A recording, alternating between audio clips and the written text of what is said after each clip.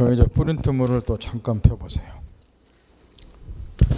3페이지에 이제 우리 민법의 기본 골격 써진 부분에서 밑에 중간쯤은 가로 1번에 민법 총칙 있죠. 그 위에 두 줄이 또 결론이요. 위에 두 줄이 거기다 결론을 써. 결국 아까 가르쳐 드렸으니까 민법은 권리의 주체 간에 그 객체를 대상으로 하여 그 변동을 규율하는 법률이다. 이 말이지. 이해할 수 있겠죠? 이 세 등으로 딱 되어 있다고 말이야. 따라서 이제 우리가 민법선에 배우는 거는 요거 하나 배우는 거예요. 예? 다시 이제 살펴보면은 이 건물 소유자 갑이 건물을 을에게 1억 원에 매매를 한다. 그러면은 이 매매 계약이 유효하게 성립이 돼서 매도인이 이제 소유권 이전을 부담하고 대금비 조건 갖고 반대 권리금은 매수인이 갖고 이렇게 계약이 유효하게 성립되면서 이 계약이 이제 구체적으로 진행돼가는 과정에서 발생이 되는 여러 가지 민법상의 제도들 이런 것들을 우리가 배운다 말이야. 또 거꾸로 이게 이제 계약이 유효하게 성립된 상태에서 원활하게 계약의 진행만 되는 게 아니고 중간에 계약이 고장나는 경우도 있어요. 고장나는 경우도. 예컨대 을이 갑을 공걸 협박해서 매매했다든가 정상적인 거래 아니잖아요. 또는 이 갑이라는 사람이 정상적인 판단 능력이 없는 정신병자라든가 이렇게 고장나는 경우도 있다고 말이에요. 그럼 이런 거는 어떻게 처리할 것인가 이런 것들을 배운다고 말이에요. 고장이 났을 때. 또는 이제 정상적으로 계약이 체결됐는데 매도인이 저 날짜에 소유권 이전 안 해주더라. 그러면 나는 어떻게 해야 되는가? 어떻게 이 사람은 이 의무를 이행시킬 것인가? 이런 것들을 우리가 배운다고 말이에요. 민법 공부는 요거 하나 배우는 거 이렇게. 그 다음 뒤에 잠깐 또 넘겨보세요. 거기 이제 5페이지 보면은 프린트물의 제2장 권리에서 밑에 법률관계가 나와 있죠. 자, 기본서 2페이지를 보세요.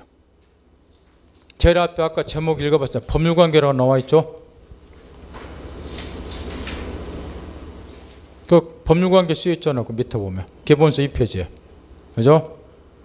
이 법률관계부터가 이제 시험범위에 들어가 있다면 기본서 2페이지에 법률관계가 나와 있는데 기본서에는 딱 세 줄이 쓰였어요. 그것까지는 이해를 다 못하기 때문에 프린트물에다가 이제 법률관계 구체적 내용을 설명해 놨다고 말이에요. 여기서부터가 이제 본격적으로 시험범위에 들어가니까 잘 들어두라는 거예요. 먼저 이제 다시 또 원점으로 돌아가자 말이에요. 원점으로 아까 첫 시간에 들어오자마자 이런저런 이유 때문에 사회 규범이 필요하다. 그 사회 규범에는 대표적으로 법이라고 하는 것도 있고 도덕이라고 하는 것도 있고 종교라고 하는 것도 있다 등등 이걸 이야기를 해줘서 이렇게. 그런데 이제 다음과 같은 사례 두 개를 지금부터 연구를 좀 해보자. 사례 두 개를 정신 바짝 차려드려야 돼요. 정신 바짝 차리고. 위의 사례의 경우는 이 갑이 자기 건물에 대해서 을하고 매매를 한 사례고 매매. 밑에 두 번째 사례의 경우는 갑 서방이 을 처에게 부부지간인데 처에게 생일 선물로 반전화를 사주겠다고 약속한 사례고 위에는 매매하기로 약속한 사례고 1번은 2번은 남편이 처에게 생일 선물을 반주를 해서 또 약속한 사례고 위에 11월 15일까지 매도인이 소유권 이전으로 약속을 한 사례고 처 생일이 11월 15일인데 이때까지 반지사부터 약속한 사례고 문제는 이런 거예요. 이 경우에 저 위에나 밑에나 이 사람들이 요 날짜에 칼같이 약속을 지키면 분쟁이 생길 일이 없다는 거예요. 이런 사람들 우리가 흔히 뭐라고 이야기를 해요? 법 없이도 살 사람 그러죠? 이게 우리가 꿈꾸는 가장 바람직한 세상이에요. 법 없이도 사는 세상. 근데 그런 세상이 못 되니까 법이 필요한 거고. 근데 이제 이 사람들이 항상 약속을 지키는 게 아니고 약속을 어길 수가 있다는 거 이렇게. 그래 분쟁이 생기는 거 이렇게. 근데 이걸 방치하게 되면 사회 공동체가 파괴가 되니까 여기에 이제 이 다툼을 해결하기 위해서 사회 규범이라고 하는 것이 필요할 거라 그 말이야. 그래서 먼저 첫 번째로 이 경우에 이제 일방이 약속을 때 대비해서 법이라고 하는 사회 규범. 자, 요거는 개인과 개인 사이의 생활관계 해당이 되죠. 그럼 이 법은 우리 민법을 말하겠죠. 적용되는 법이. 우리는 지금 민법 시간이에요. 그래서 이제 민법이라는 법이 여기에 이제 규율한다고 가정을 해보자 그 말이요. 그러면 이 법에 의해서 규율되는 생활관계를 우리가 법률 용어로 법률 관계라고 이야기를 한다 그 말이요. 법에 의해서 규율되는 생활관계를 법률관계 요리 이야기로. 따라서 위에 1번이나 밑에 2번이나 민법이라는 법이 요걸 규율하게 되면은 이게 다 법률관계 해당이 된다 이런 이야기요. 그 법률관계 해당이 되면은 특징이 하나가 있다 그 말이에요. 특징이 이 법률관계 해당이 되면은 당사자에게 일정한 권리 의무가 나타난다 그 말이에요. 권리 의무가 이렇게 무슨 얘기냐 그러면 위의 사례의 경우에 11월 15일까지 소유권 누리 약속했으면 이 약속이 이자의 뭐로 나타난다? 소유권 이전 의무로 이렇게. 그러면 상대방은 반대 권리 갖겠죠. 밑의 경우도 마찬가지란 말이에요. 여기에 이제 민법이라는 법이 규율하게 되면 이게 법률관계가 되기 때문에 이 갑 서방은 이 날짜까지 생일 선물로 반지를 사줄 뭐를 부담하고 의무를 부담하고 거꾸로 천은 권리를 갖는다 그 말 이렇게. 여기까지 듣겠나요? 그러면 실제로 이 약속을 얘네들이 어겼다고 가정을 해보자 그 말이야. 안 지켰어. 그럼 무슨 일이 벌어진지 알겠죠? 상대방 권리자는 뭐를 해버려? 국가 공권력 소를 제기해서 강제로 이 약속을 이행시키거나 손해배상 청구하겠죠? 이 말 잊어먹지 말고 신신당부했네요. 밑에도 마찬가지로 남편이 약속 어기면 생일선물 살 때 약속을 어기면 천은 권리를 가지니까 왜 권리를 가져요? 법이 규율해서 법률관계가 되면 천은 남편을 상대로 생일선물 사달라는 소송을 제기하고 손해배상 청구도 할 수 있겠죠. 여기에 법률관계 결론이요. 여기까지 알아듣겠나요? 거꾸로 이번에는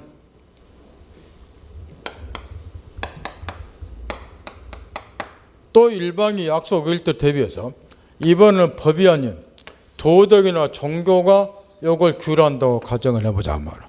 이때 이 법이 아닌 도덕이나 종교에서 규율되는 생활관계를 법률관계에 대응해서 인간관계라고 이야기를 하는 거예요. 이렇게. 법이 아닌 도덕이나 종교가 규율하는 거를. 그러면 이런 인간관계 해당이 되게 되면은 지금 하는 말은 목숨 걸고 깨우쳐야 돼요. 여기서부터 헤매기 시작하면은 앞으로 법 공부는 원천처럼 물을 건너가 버려. 제가 하는 말을 저 사람이 지금 무슨 말을 하려고 하는가를 잘 생각을 하는 거예요. 인간관계 되면은 권리 의무가 나타나지를 않는다 그 말이에요. 그럼 이 말을 지금 대개에 대입시킨다는 거예요. 이번에 이제 11월 15일까지 왼쪽의 갑들이 약속을 어길 때를 대비해서 이번에는 도덕이라고 하는 사회 규범이 여기에 적용이 됐다. 그럼 이런 것들은 다 인간관계에 해당이 된다 그 말이야. 인간관계에 해당이 되면 아까 법률관계처럼 권리 의무가 나타나지 않기 때문에 갑이 이때까지 소유권 등에서 약속한 것이 이자의 의무가 아니고 의무가 아니니까 얘는 권리 가질 수 없고 생일 선물 사주겠다고 약속한 것도 의무가 아니고 따라서 권리 가질 수 없고 따라서 왼쪽 갑들의 약속 어겼을 때 우측의 일들이 얘네들을 상대로 해서 소제기하거나 손해배상 청구할 수 있고 없고 결론이 이렇게 돼요. 뭐가 정의되면 도덕이 정의되면 아까 서두에 이렇게 가르쳐줬죠. 법과 도덕의 차이가 뭐냐. 법은 지키도록 준수하도록 강제가 되지만 요거는 그 반대다. 그걸 지금 가르쳐주고 있는 거야.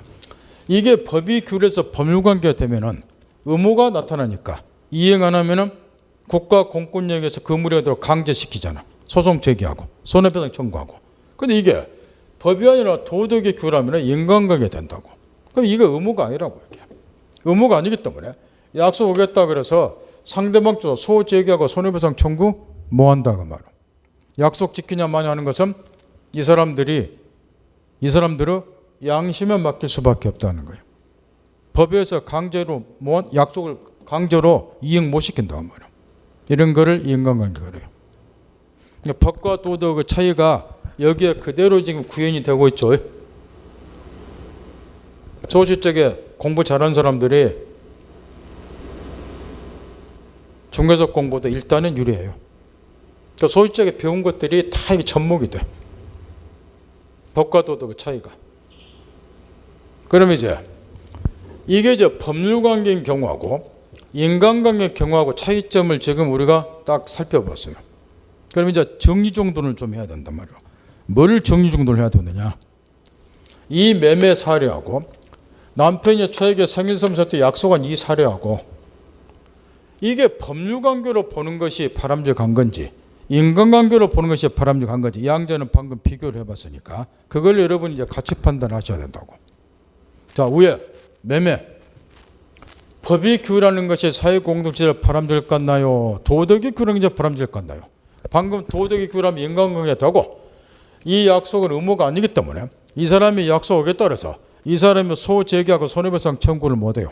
이 사람이 전날짜에 소유권 넘겨주지 말하는 것은 이자 양심에 맡길 수밖에 없다 그 말이에요. 그러면 사회공동체 제대로 굴러갈까요? 안 굴러가죠. 딱 이런 매매는 당연히 뭐가 규율하는 게 바람직하다? 법이. 딱 요거는 법률관계로 보는 것이 사회공동체를 위해서 바람직할 것이고. 자, 밑에 보세요. 남편이 저에게 생일선물 또 약속을 했다고. 약속을 때 대비해서 법이 규율하면 법률관계. 의무가 되니까 약속 안 지킬 수 없고. 따라서 약속 어기면은 차가 생일선물 사다가 소송 제기하고 손해배상 청구를 해요. 그러나 강제로라도 생일선물을 사줘야 된다고 말이에요. 그러면 이 부부관계는 어찌 되겠냐고 말이야. 저는 남편으로부터 생일선물은 받겠지만 선물을 값어치도 이제 이미 없어졌겠지만 이거는 이혼할 거라고 말이야. 이게 정상적인 가정생활 하겠냐 말이야. 생일선물 사주고 또 약속했는데 그 약속에 따라서 차가 남편을 사고 소송 제기한다. 손해배상 청구한다. 이게 정상적이냐고 말이야. 여러분 생각에는 이게 도덕이 규율한 게 바람직해요? 법이 규율한 게 바람직해요? 도덕이. 부부관계니까. 따라 이런 거는 상식으로 판단해 볼 때 뭐로 보는 게 이제 바람직하다? 인간관계로. 남편이 생일선물 사주냐 마냐는 것은 남편의 양심에 맡기자 그 말이에요.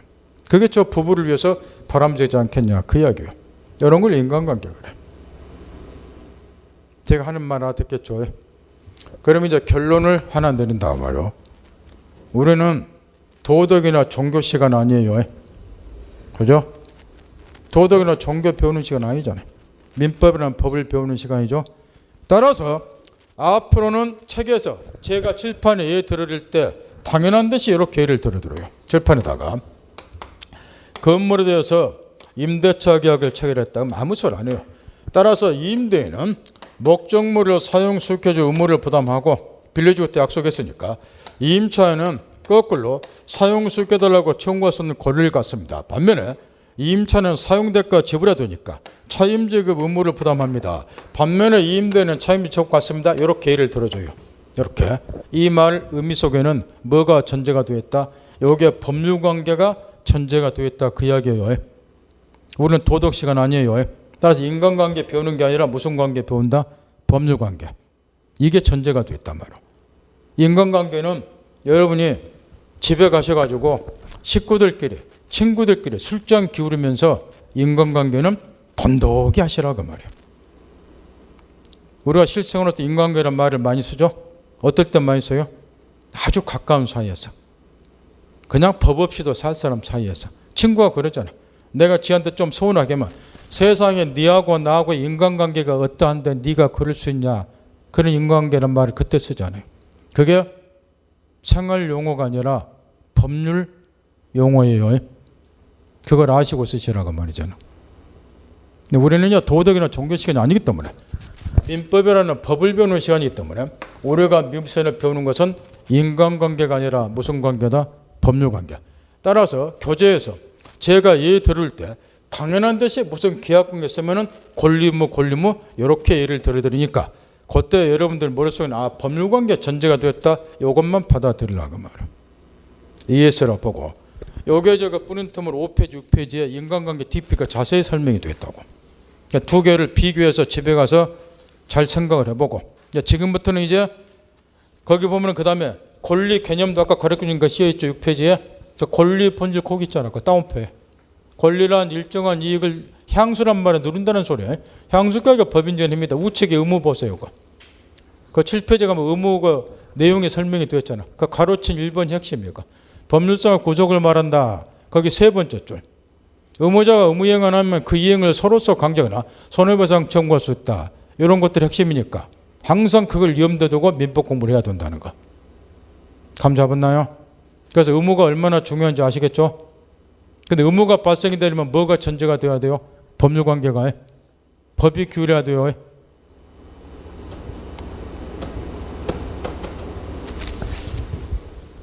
내가 하고자 하는 말을 이제는 어느 정도 알아듣을 거예요. 그러면 이제 기본서로 돌아와서 거기 2페이지에 보면 이제 법률관계가 나왔는데 법에 의해서 규율되는 관계가 법률관계다.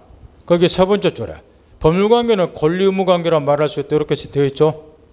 근데 이 말들이 무슨 말인지는 알겠죠. 외우지는 마세요.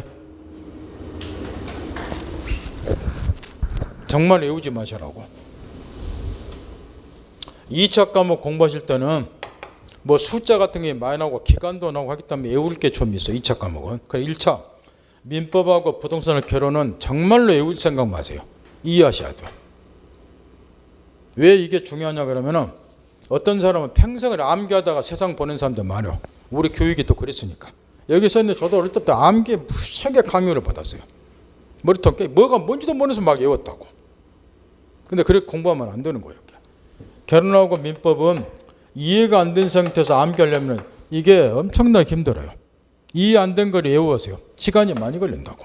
그 초장부터 이해도 못하면서 암기를 해버리면 이게 평생 머리에 철근 콩쿠도 박혀요. 이거 암기하는데 너무나 고생을 했거든. 이해를 못한 속에 암기를 했기 때문에 이걸 버리라고 해도 버리지를 못하는 거예요. 한번 딱 설명을 박아놓으면.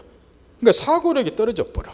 근데 1차는 결론하고 민법은 계속 논리적인 사고를 해야 돼요. 이렇게. 그래야 문제가 풀리고 그러니까. 그래서 외우지 말라는 거예요. 정 외우고 싶으면 민법하고 결혼이냐? 결혼이냐? 결혼 선생님 알아서 꼬이고 민법은 내년 9월쯤에나 외우세요. 9월쯤에나 외우시라고. 그때가 근데 사실 외울 것도 없어요. 왜? 이미 이해가 돼버리면 외울 필요가 없는 거거든.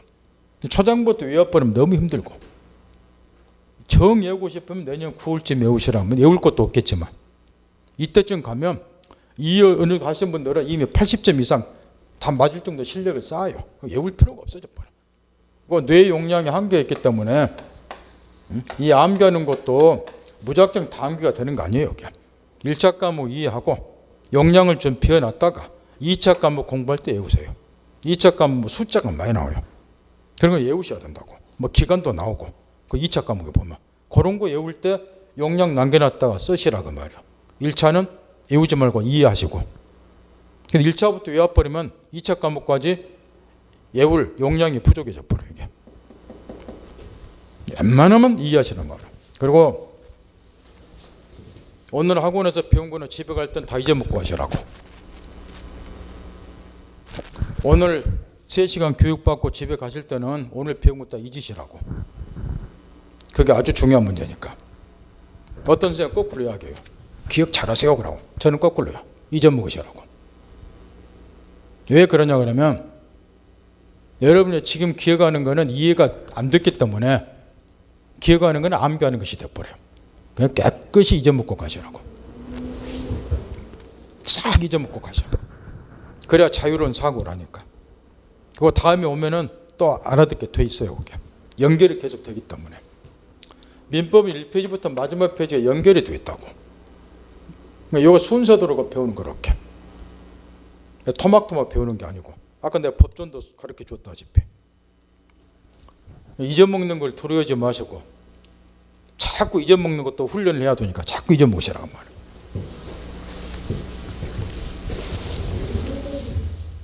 그 다음 법률관계가 왜 기본서 첫 편에 나왔는지 알아듣을 거니까 여기서 이제 용어 정리를 다시 이제 몇 가지를 하고 넘어가자 말이에요. 용어 정리를 11월하고 12월달 한 6주 동안에는 기본서 그 세부적인 내용을 배우는 게 아니고 우리 민법이 어떻게 구성이 되었고 우리가 앞으로 어떤 과정들을 배우게 되고 그 줄기를 잡는 것이 목표이기 때문에 그 하나하나 세부적인 내용은 전혀 신경 쓸 필요 없어요. 그래서 기본적인 용어들하고 우리 민법 체계가 어떻게 되어 있고 이런 것들을 정확히 깨우치는 시간이다 말이에요. 먼저 이제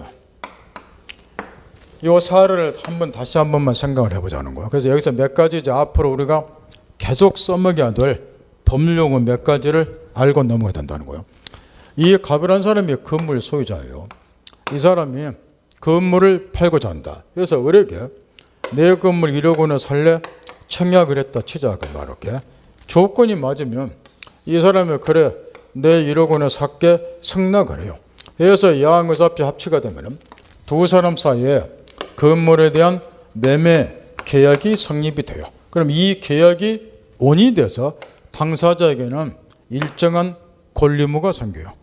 매도인의 경우는 소유권 이전을 부담하고 매수는 반대 권리 가질 것이고 이 사람은 이제 반대로 대금지급 의무 부담하고 이 사람은 반대의 권리 대금지급 채권권 가질 것이고 이렇게 될 거라고 말이에요. 이때 이제 당사자에게 발생이 되는 권리 의무, 권리 의무 이런 거를 법률 용어로 뭐라고 표현하냐 그러면은 법률 효과라고 표현을 한다 그 말이에요. 법률 효과라고 이렇게. 두 번째, 이 법률 효과를 발생시키는 원인. 여기에서는 왜 이 사람들에게 권리 의무, 법률 효과가 생겼습니까? 이 계약이 원인이 돼서 이런 거를 법률 효과를 발생시키는 원인이다 그래서 법률 용어로 법률 요건이라고 부른다. 이렇게. 더 나아가서 이 계약은 청약과 승낙의사피 합치가 되어서 계약이 성립됐어요. 이때 이 법률 요건을 구성하는 개개의 사실, 청약의사표시나 승낙의사표시 이런 것들을 법률 사실 요리 이야기를 하니까 법률 효과가 뭘 의미하는지 앞으로 지겹도록 이 용어를 써먹어야 돼요. 그 다음에 법률 요건이 뭘 말하는 건지 법률 사실이 뭘 말하는 건지 기본적인 개념 머릿속에 숙지를 하더라고 말이에요. 당사자가 봤을 때는 권리 의무 법률 효과 이 법률 효과를 발생시키는 원인 요 계약 같은가 이런 거를 법률 요건 이 법률 요건을 구성하는 개개의 사실을 법률 사실 이때 또 한 가지를 깨우치고 넘어가야 되는데 아까 앞전 시간에 앞으로 우리 교재에서 제 입에서 이런 말들이 시도 때도 없이 튀어나옵니다. 이런 이야기를 했어요. 권리가 발생한다. 변경한다. 또는 소멸한다. 이렇게 권리 발생, 변경, 소멸한 말이 앞으로 엄청나게 튀어나올 건데 요거를 이제 압축시켜서 약에서 줄여서 한마디로 표현할 때는 권리 변동이라고 표현합니다. 아까 이런 말을 했어요. 이렇게. 그런데 또 무슨 말도 있었느냐. 우리는 민법 교재에서 권리를 중심으로 책이 서술이 되었고 이렇게 이제 공부를 하지만 권리 있으면 그 반면에 의무가 항상 상대방에는 발생이 된다. 이건 항상 위험도 두시라 이야기를 했었다고 말이야. 그러면 권리가 발생했다 이 말은 다른 말로 말하면 의무가 발생했다 이 말하고 다를 게 없다는 거 이렇게. 그러면 여기 다시 보세요. 이 계약이 원인이 돼서 당사자에게 권리 의무가 발생이 됐죠. 이걸 법률 효과를 한다 그랬죠. 요게 다른 말로 바꿔서 말하면 뭘 의미한다는 권리를 중심으로 압축해서 표현하면은 이 법률 효과 곧 이코르 뭘 의미한다. 권리 변동하고 같은 말이다 그 이야기예요. 법률 효과는 말하고 권리 변동과 똑같은 의미라고 말이에요. 이거는 권리를 중심으로 이제 압축해서 표현할 때는 권리 변동이라고 이렇게 표현하니까 권리 의무가 발생하는 것 권리 변동 권리를 중심으로 표현했을 때 따라서 여기 법률 효과란 말하고 권리 변동이란 말은 셈이다 같은 의미다 이렇게 받아들이시라는 거예요. 따라서 법률 요건은 법률 효과를 발생시키는 원인을 말한다. 이렇게도 이야기를 하지만 간단하게 권리 변동 후 원인을 의미한다. 같은 의미죠. 이것만 잘 깨우쳐두라고 말이에요. 특히 앞으로 이제 가장 많이 사용하는 법률 용어가 법률 효과라는 말, 권리 변동은 용어예요. 왜 그럴 것 같나요? 민법 시간에? 법률 효과나 권리 변동이라는 말 제일 많이 튀어나오는 이유가 민법은 무슨 법이니까? 실체법이니까. 우리가 민법 시간에 배우는 것이 뭐이다? 이 법률 효과 배우는 거잖아요. 이 계약관계를 통해서 당사자들이 어떠한 권리 의무가 생겨요? 요거 배우는 것이 민법 공부 전부잖아요. 이게 뭐이고? 법률 효과, 권리 변동. 그러니까 이 말이 제일 많이 튀어나온 거예요. 민법 시간에. 따라서 거기 이제 권리 변동은 모습에서 동그라미 1번에 권리 발생, 우측 페이지에 동그라미 2번에 권리 변경, 동그라미 3번에 권리 소멸이 나오죠. 이런 거는 지금 읽어볼 필요도 없고 신경 쓸 필요도 없다는 거예요. 나중에 공부하면 저절로 다 알게 돼 있어요. 뒷페이지 넘기세요.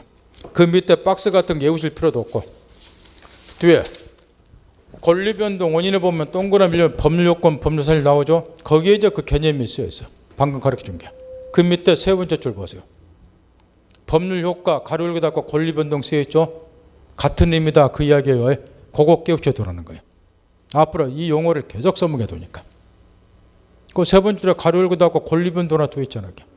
법률 효과하고 권리 변동은 같은 의미다 그 이야기예요. 여기까지만 일단 깨우쳐 두라고 할게요. 이 용어 정리만.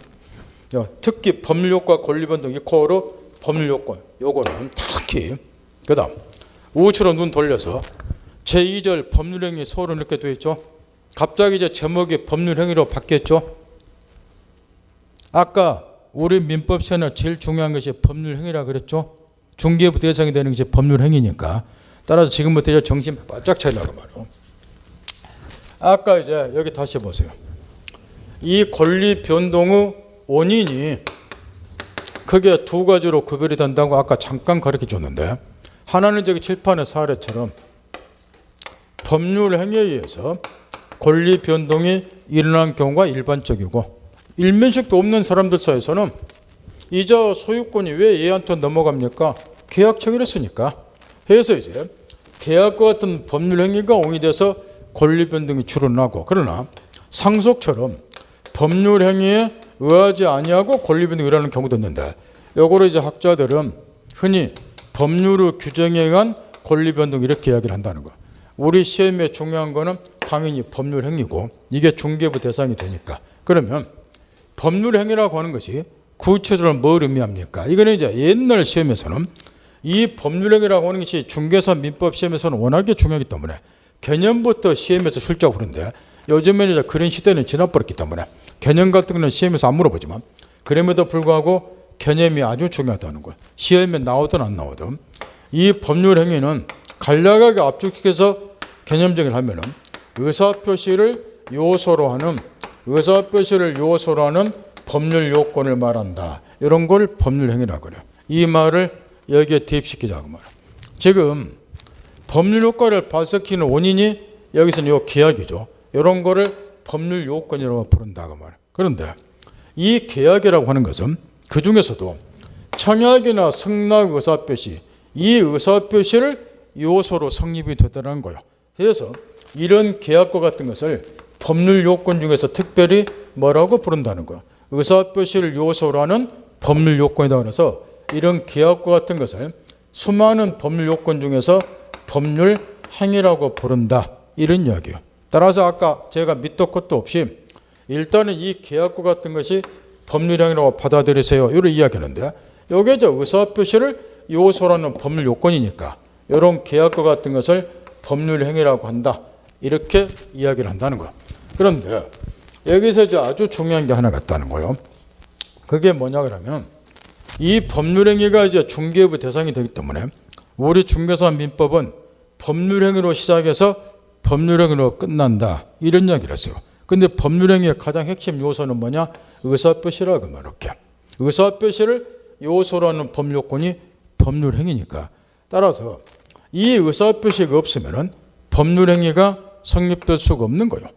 법률행위가 존재하지 않으면 권리 변동도 아니란다 말. 여기 칠판의 사례에서 청약이나 승낙 의사표시가 없으면 계약이 성립될 수 없죠. 그러면 권리 변동, 권리무 생길 수가 없죠. 이런 이야기라고 말이야. 따라서 이 법률행위가 성립되면 필수적인 요소가 의사표시예요. 이렇게 의사표시. 따라서 지금부터 뭘 하나 생각을 해봐야 되냐 하면, 지금 국어 시간 같으면 이 말하는 걸 의사표시라고 할 거라고 말이요. 제가 강연하라고 지금 말을 열심히 하고 있죠. 이런 걸 의사표시라고 이야기할 거라고 말이야. 그죠? 근데 오늘은 국어 시간이 아니라 민법 시간이라고. 민법. 다시 하게요. 우리 중개사 민법에서 가장 중요한 거는 법률행위예요. 법률행위 핵심 요소는 의사표시라고. 딱 이게 감이 안 서면은 법률행위 알아듣지를 못해요. 민법 공부는 물 건너간다고.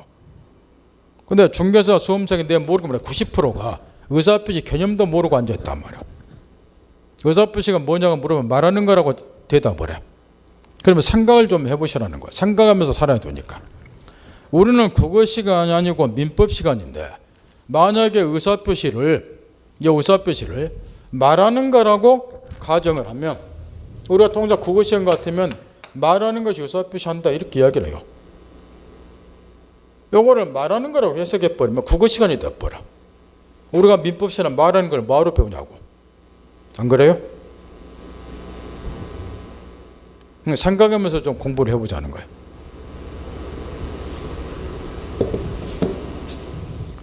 민법 시간에 말하는 의사표시는 말하는 것이 아니고, 민법의 최종 목표는 아까 뭐라고 그랬어요? 법률효과 배우는 거죠. 실제법이니까. 이 말을 절대 잊어먹지 마시라고. 목표를 항상 목표 딱 정하라고. 그래야 똥통 안 빠지고 직코스로 가니까. 요거 배우는 거예요. 이렇게.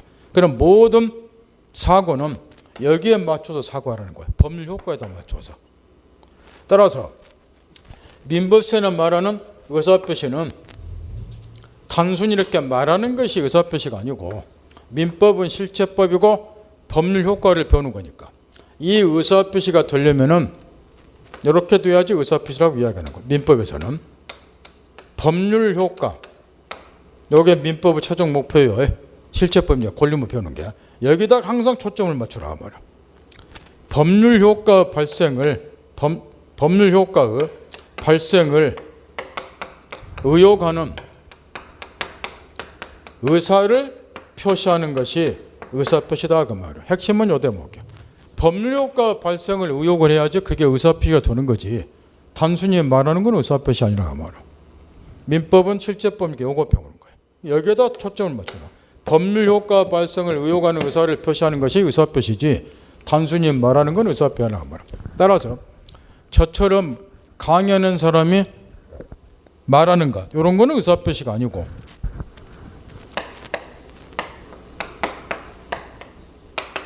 의사표시 아니라는 거예요. 이연극 배우가 대사를 한다. 의사표시 아니에요. 그냥 말하는 거예요. 국어 시간은 의사표시라고 이야기했지만, 부부간에 무슨 애정 표현한다, 사랑해, 의사표시 아니에요. 개그맨이 개그한다, 의사표시 아니에요. 의사표시 되려면 핵심, 뭘 의혹해야 된다? 법률 효과 발생, 권리무 발생을 의혹해야지 의사표시가 된다는 거예요. 그러면 여기 이제 칠판의 사례를 가지고 저 말이 무슨 말인가 다시 한번 연구를 해본다면, 여기서는 지금 청약이나 승낙 이런 거를 아까 의사표시라고 제가 이야기를 했어요. 의사표시라고. 따라서 이 계약은 의사표시를 요소라는 법률 요건이니까 이게 법률행위다. 이리 아까 이야기를 했다고 말이에요. 그러면 여기 청약이나 승낙의 의사표시가 우리가 민법에서 말하는 의사표시가 왜 되는가? 그걸 지금부터 잠깐 생각을 해본다 말이에요. 지금 하는 말은 엄청 중요하니까 잘 이해를 하시라고. 먼저 우리가 좀 이쁘게 포장해서 청약, 승낙 그랬지만, 그러니까 쉽게 말하면 이런 게 청약이에요. 어이, 내 건물 1억 원에 살래? 이게 청약이라고요. 거꾸로 얘가 1억 원에 살게? 이게 승낙이에요. 이렇게. 이걸 이쁘게 포장해서 청약, 승낙 그러는 거예요. 그러면 이걸 분석을 해보자는 거예요. 얘가 1억 원에 살래? 청약했다. 이 말은 당신이 1억 원이라는 대금을 지급을 해주면 나도 건물에 대한 소유권을 이전해 줄 의사가 있다. 요게 청약의무다 그 말이야. 네가 1억 원에 살래 그 말은 1억 원 주면 나도 소유권 넘겨줄 의사가 있어요. 요게 청약이라 그 말이야. 이 말 알겠죠? 그러니 얘가 1억 원에 살래 청약했다는 것은 결국 매도인 입장에서는 건물에 대한 소유권을 이전해 주겠다고 매도인이 의혹하는 것을 의미를 한다 그 말할게요. 그러니 매도인은 본인이 1억 원에 살려 청약함으로써 건물에 대한 소유권 넘겨주겠다고 원했으니까 의혹했으니까 이런 말들이 앞으로 민법 시간에 제 입에서 무지하게 나와요. 의혹했으니까 의혹한 바에 따라서 매도인은 소유권 이전 의무를 부담한다. 법률효과가 발생이 된다. 이런 이야기예요. 거꾸로 대해보세요. 이 계약이 성립된 매수인은 대금지급 의무를 부담해요. 왜 이 의무가 발생이 되냐? 왜 이러한 법률효과가 발생이 되느냐? 마찬가지죠. 1억 원에 샀게 이게 생략이에요.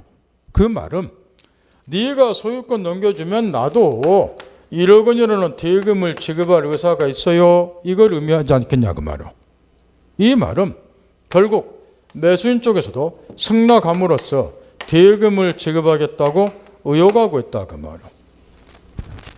원하고 있다는 거예요. 1억 원 줄 의사가 있다는 거고. 의혹했으니까 의혹한 바에 따라서 대금지 의무를 부담하는 거란 말이에요. 이런 계약이 성립됐을 때 이자가 소유권 이전을 부담하고 얘가 대금지 부담하고 이런 법률 효과가 생기는 이유가 궁극적으로 뭐 때문입니까? 본인들이 청약 승낙함으로써 각각 이렇게 하겠다고 원했으니까 의혹했으니까 누가 이 사람들한테 요 의무 부담하라고 강요한 사람 없어요. 본인이 스스로 원했기 때문에 이 의무를 부담하는 거예요. 그러니까 의무 칼같이 이행해야 되는 거고. 따라서 요 청약이나 승낙은 법률 효과 발생을 의혹하고 있지 않을게. 소유권 넘겼다 의혹, 법률 효과 발생 의혹하고 있고, 요 승낙도 대금 지급했다 의혹, 법률 효과 발생을 의혹하고 있잖아요.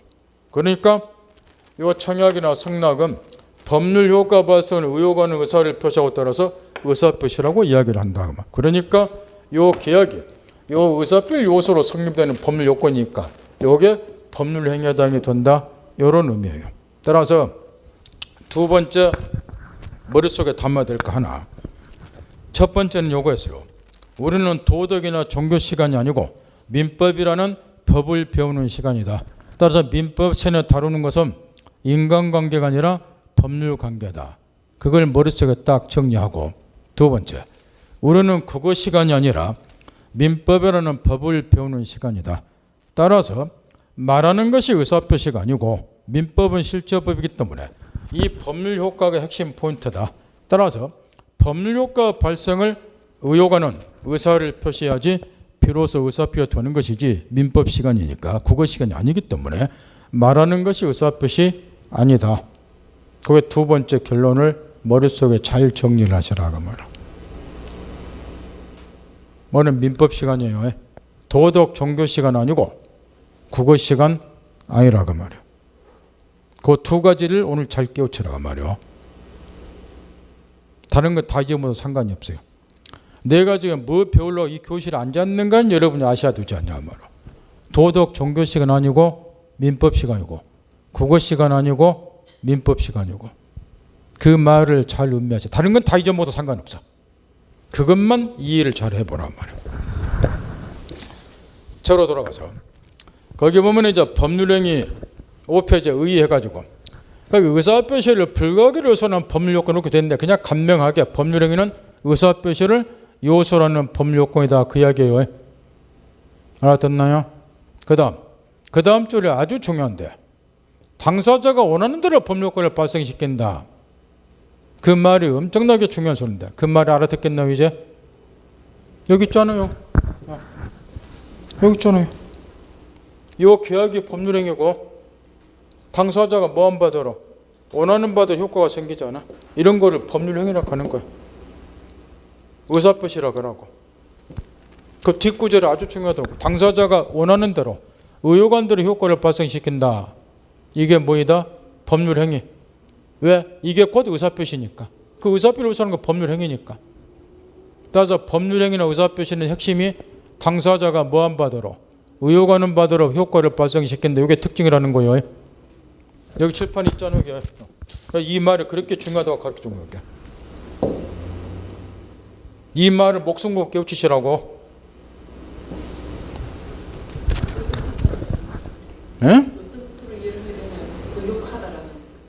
원한다는 말 알아들어요? 그 말이잖아요. 원하는 바대로 본인이 원하는 바대로.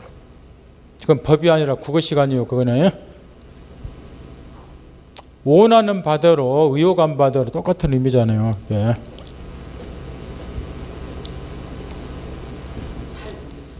네? 그 말 알아들었어요? 그 다음 또 한 가지. 그 밑에 세 번째 줄을 보면 법률행위가 사적 자치의 실현 수단이다. 한 줄 쓰여있죠? 됐나요? 가로천 1번 의인안의 세 번째 줄 보세요. 거기 보면 사적 자치 법적 실현 수단이다 쓰여있죠? 4쪽 칠판 보세요. 여기 저 법률행위가 여기 권리변동 원인에서 이제 가장 중요하다. 특히 이제 중개사 민법에서는 이게 중개부 대상이니까 요리 이야기를 했는데 이 법률행위가 권리변동 원인, 법률 요건 중에서 가장 중요한 이유가 또 하나 있다면 이론상으로 이제 우리는 중개사 시험을 보기 때문에 중개사 시험에서는 당연히 이제 법률행위가 중요할 수밖에 없고 이게 중개부 대상이니까 그 다음에 민법에서 이론적으로 이제 법률행위가 법률 요건 중에서 가장 중요한 이유가 있다. 그게 이제 방금 그 한 줄 쓰여 있는 법률행위는 사적 자치 원칙을 실현시키는 수단이기 때문에 법률행위가 권리변동 원인, 법률 요건 중에서 가장 중요하다 이야기인데 이것도 마찬가지죠. 이 구절 자체가 워낙에 민법에서 중요하기 때문에 법률행위는 사적 자치 원칙을 실현시키는 수단이다. 이 말이 앞으로 자주 나온다는 거예요. 이거를 지금부터 이해를 하고 넘어가야 된다고요. 지금 사적 자치 원칙이란 말이 이제 민법 시간에 앞으로 자주 나올 건데 이 사적 자치 원칙이라고 하는 것은 이런 걸 말한다면 설명 듣기만 하면 돼요. 외울 필요는 전혀 없다는 거예요. 이 사적 자치 원칙은 사람은 스스로 의사를 결정할 수 있고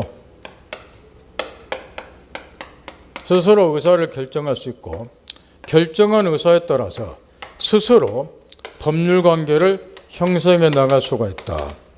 이런 원칙을 사적 자치 원칙 그래요. 사람은 흔히 이렇게 이야기를 해요. 하느님 다음으로 존엄한 존재라고. 이 사람이 동물, 짐승하고 차이 나는 것 중 하나가 뭐냐 그러면 스스로 의사를 결정할 수 있는 능력이 있다는 거예요. 스스로.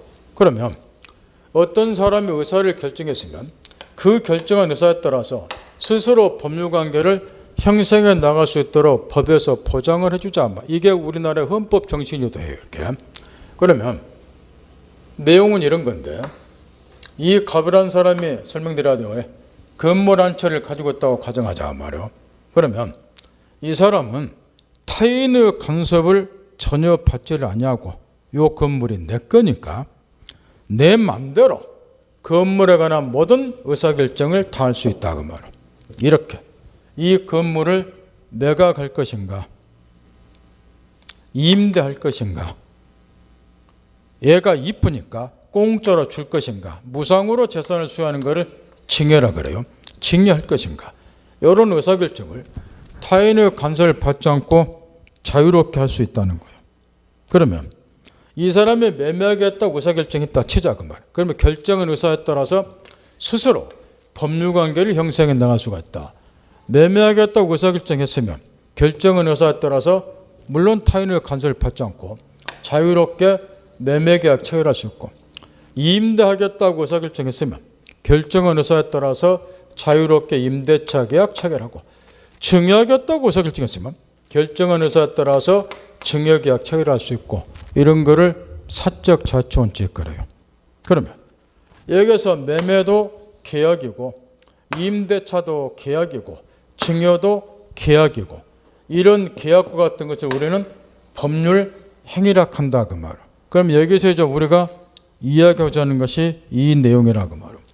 이 사람이 어떤 의사를 결정했을 때 이 결정한 의사를 구체적으로 뭐를 통해서 이 사람은 실현시키고 있습니까? 그걸 묻고 있단 말이에요. 이게 다 계약이니까 이 계약을 통해서 자기가 결정한 의사를 구체적으로 실현시키고 있지 않냐 말이에요. 이 계약과 같은 것을 법률 행위라 그러고, 그러니 이 계약과 같은 법률 행위는 어떠한 역할을 하느냐? 이 사람이 어떠한 의사를 결정했을 때 그 결정한 의사를 구체적으로 실현시키는 수단으로서의 역할을 한다 그 말이에요. 그러니 일면식도 없는 사람들 사이에서는 이 계약과 같은 법률 행위가 원인이 돼서 권리 의무, 법률 효과가 발생이 되는 거다. 이런 이야기예요. 해서 일면식도 없는 사람 사이에서는 대개 이 법률 행위가 원인이 돼서 법률 효과가 생기는 거라고 말이에요. 이 한 줄을 잘 이해를 하라고 말이에요.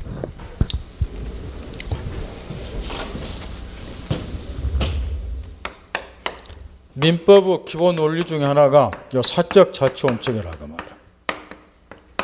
이 사적 자치 원칙을 실현시키는 수단이 지금 우리가 또 앞으로 계속 배우게 될 법률 행위다 그 말이에요.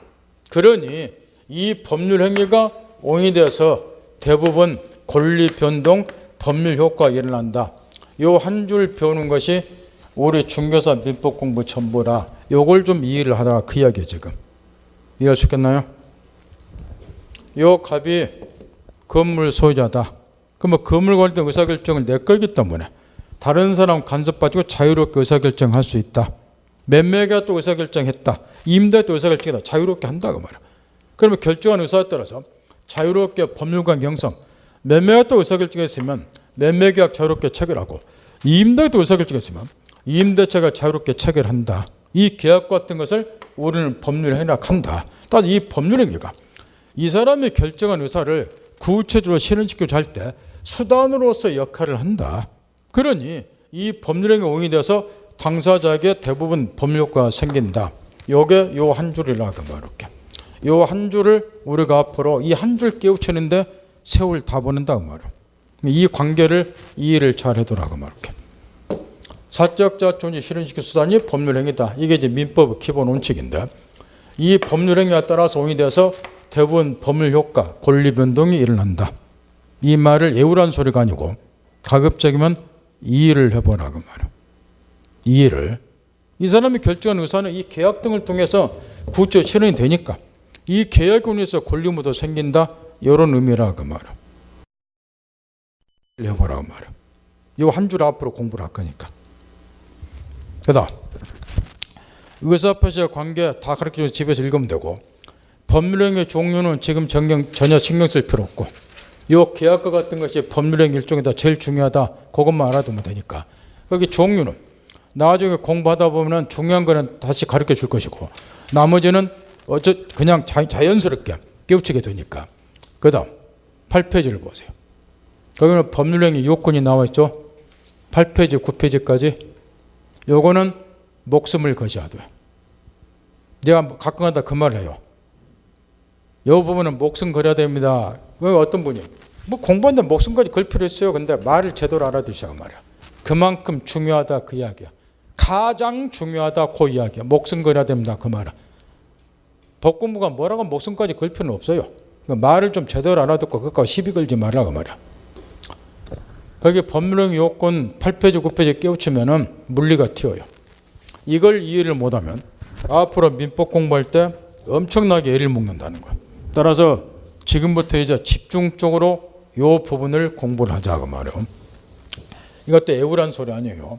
다시 이제 여기 틀을 잠깐만 보자고 말이에요. 요 틀을 방금 이제 결론 내려놓은 거를. 자, 민법의 이제 기본 원칙 중에 하나가 사적 자치 원칙이다. 이 사적 자치 원칙을 실현시키는 수단으로서 역할을 하는 것이 우리가 이제 본격적으로 배우고자 하는 법률 행위다. 따라서 일면식도 없는 사람들 사이에서는 이런 법률 행위가 대부분 원인이 돼서 법률 효과가 발생이 된다.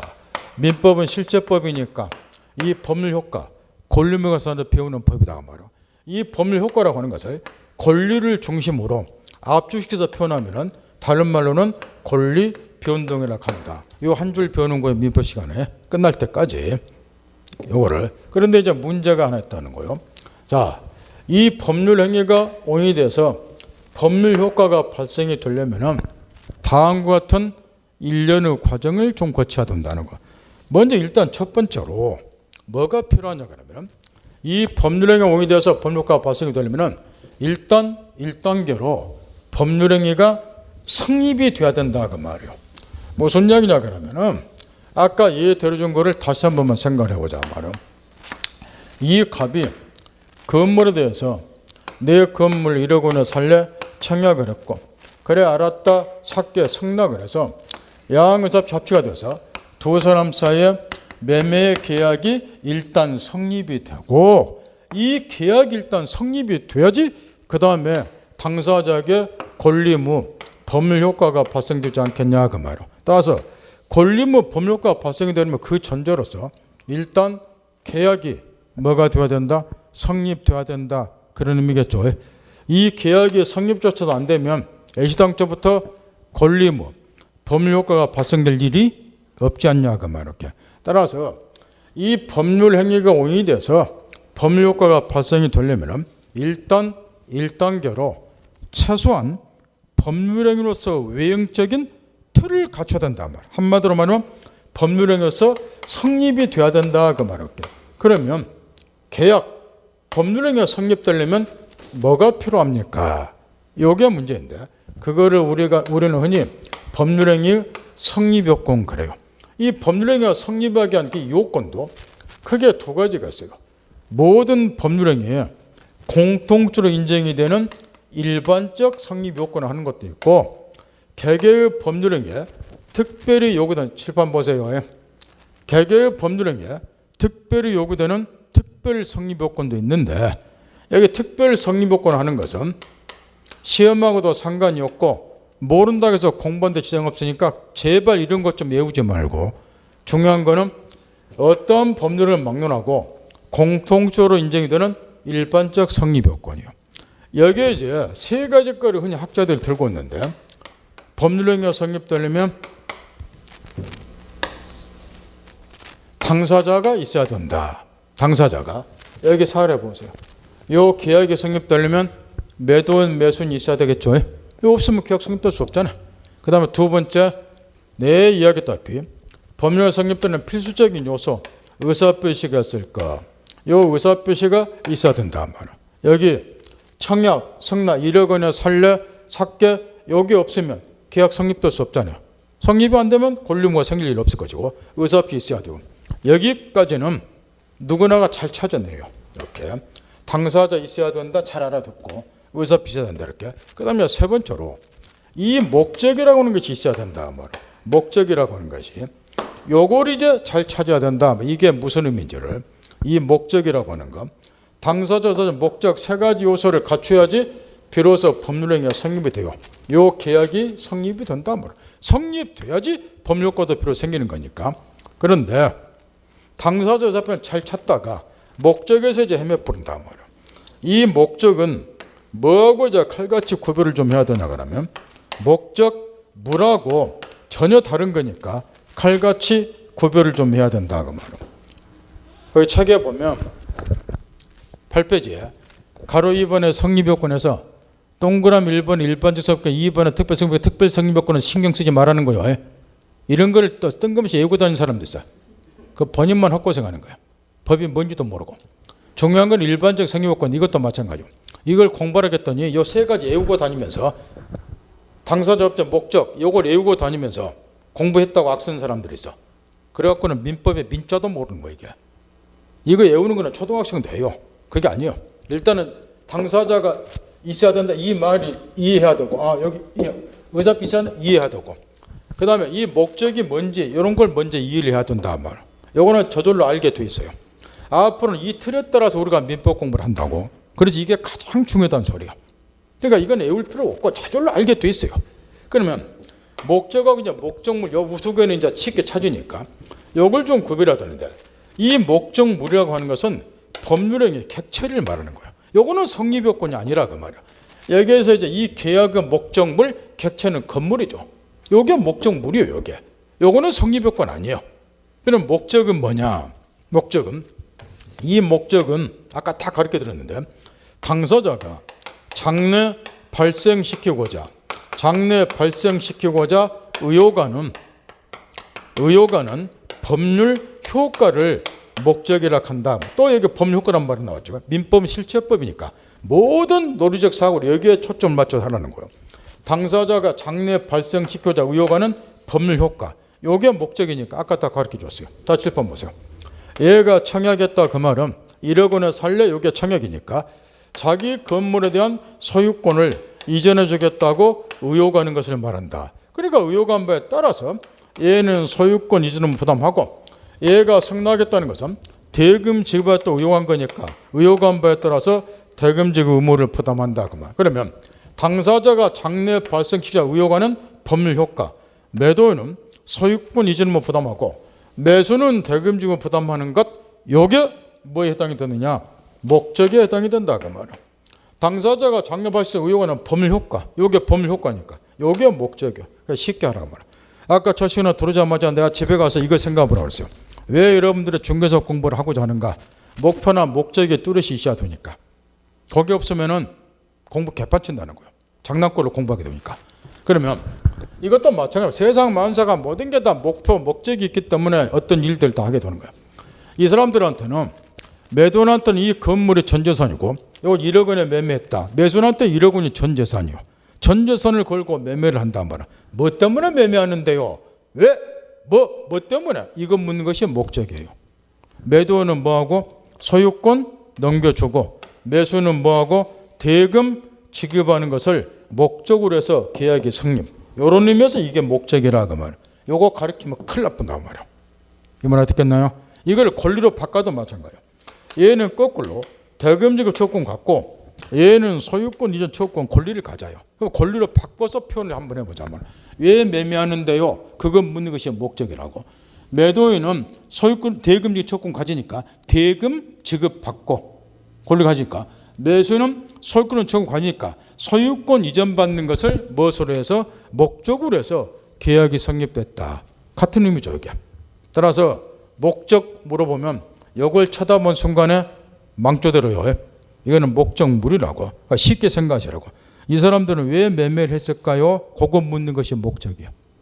얘는 소유권 넘겨주고 얘는 대금 지급하는 것을 목적으로 해서 거꾸로 말하면 얘는 대금 받고 얘는 소유권 이전받는 것을 목적으로 해서 계약이 성립. 그래서 이걸 목적이라고 한다 그 말이에요. 그래서 여기 일단 찾는 거는 이렇게 딱 찾으면 되고 특히 목적만 신경을 쓰라고 말이에요. 그런데 이해를 돕기 위해서 여기서 한마디를 더 추가하면 대부분의 이제 학자들은 성립요건을 이렇게 세 가지를 들어요. 당사, 조사, 표시, 목적 이렇게 세 가지를. 그런데 일부 학자들 중에는 성립요건으로 필요한 거는 요 두 가지만 있으면 되는 거지. 굳이 이것까지 들 필요가 있나? 이리 이야기하는 학자들이 있어요. 왜 그러냐 그러면 의사표시가 존재하면 목적은 자동으로 수반하기 때문에 그런다는 거예요. 여기 있으면 이건 수반하는 거예요. 방금 내가 가르쳐줬어요. 보세요. 청약 의사표시가 곧 뭐라며요? 소유권 넘겨줬다 의혹하는 거잖아요. 그러니까 의혹 안 받다 얘는 뭐 부담해요? 소유권 유지는 뭐를? 의사표시 있으면 목적 수반하잖아요. 의사표시 있으면 목적 수반한다고 그렇게. 그런 들 필요 있냐 그 말이야. 의사표시 있으면 목적 수반하는 건데 요리 주장하는 학자도 있다 그 말 이렇게. 그러나 우리는 이제 정통적인 방법에 따라서 학자들의 견해에 따라서 당사자, 의사표시, 목적 이렇게 이제 세 가지로 구별을 하면서 민법 공부를 하게 된다는 거 그렇게. 여기까지 일단 외우지는 말고 요거 목적 잘 찾고 목적하고 목적물 칼같이 구별 잘 하시고 그러면 이제 당사자 있고 의사표시 있고 그 다음에 목적 수반하니까 계약이 성립. 여기까지 1단계로 끝난 거렇게. 성립됐으니까 그 다음에 그러면 이제 법률효과가 발생이 되냐 안 되냐 요걸 2단계로 이제 공부를 하게 돼요. 요건 이따가 공부하고 요거 지우면 안 돼요. 요 지우지 마시고 요 그대로 이따가 써먹어야 되니까 좀만 쉬었다 하자.